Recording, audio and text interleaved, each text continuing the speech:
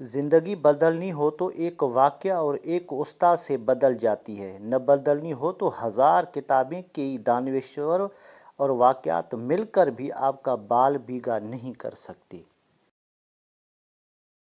دوستوں کی طرح کتابوں کا انتخاب بھی پوری احتیاط اور توجہ سے کرنا چاہیے، کیونکہ ایک اچھی کتاب آپ کی تقدیر بدل سکتی ہے۔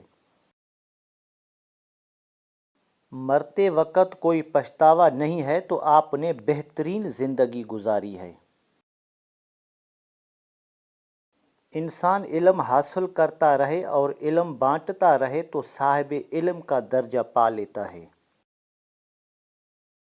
اگر استاد بظاہر نالائق بچے میں فقط یہ یقین پیدا کر دے کہ وہ لائق ہو سکتا ہے تو بچے کی تقدیر بدل جاتی ہے۔ گر وہ حال میں ملے تو ماضی بھلا دیتا ہے اور مستقبل سنوار دیتا ہے۔ رشتوں میں پائیداری کے لیے عزت و احترام اہم جزء ہے۔ السلام علیکم دوستو، اگر آپ کو ہماری کاوش پسند آئی ہے تو ویڈیو کو لائک، شیئر اور سبسکرائب کریں تاکہ ہماری ہر آنے والی ویڈیو آپ تک پہنچتی رہے۔